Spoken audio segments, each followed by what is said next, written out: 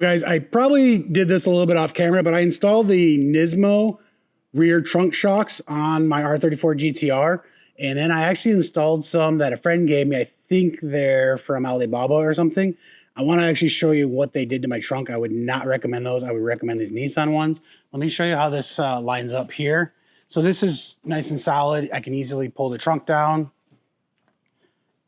And you can see how this just lines up pretty good here. So we're gonna go on the other side, the other shop, and we're gonna go over to the GTT. All right, so let's go back to the GTT. I need to take these off and actually do a quick swap one day. So on this car, we installed something, and look, I noticed that, look, it's getting worse, I think. This is getting pushed back. Now, this trunk has been off because this car is resprayed, but these are so strong that I can barely pull this down. So I think it's creating too much pressure. These aftermarket ones are just not as good. And as you guys can see, God, I can't even put it down. And as you guys can actually see, it's actually getting too tight here. So I need to disconnect that right now. You can see the spacing there. And it's really strong, which is great. But it's pushing the trunk back. So I'm gonna have to take this off here and double check these bolts to actually see exactly what's going on with everything. So let's actually do that.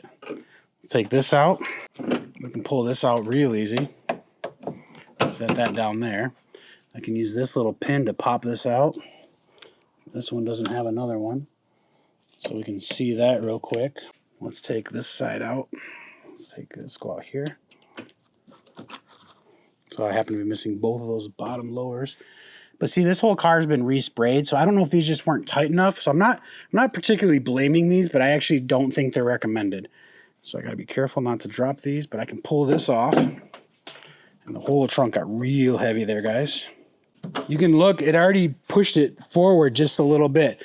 So I'd have to grab a tool and I'd have to actually loosen the trunk up, but it was forcing the trunk in the wrong location. I mean, the trunk's really heavy now, but I'm gonna loosen these up and try to slide the trunk forward just a little bit. And I'm gonna put the ones back on. But you can see, like this, I can even tell the space is now proper. It was like almost touching before.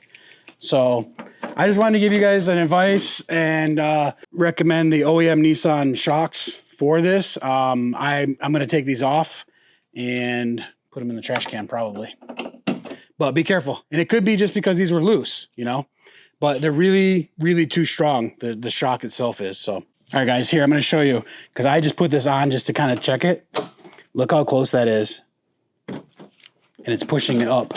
As soon as I take this and I remove this, watch this, guys. Look at the difference. Look at the spacing. I can put my key in between here now. That looks like proper spacing to me. And again, I'll just put this back on real quick. This is only one side. Look how tight it actually is. It's lifted because the trunk is already down as far as it goes. It's putting so much pressure, guys.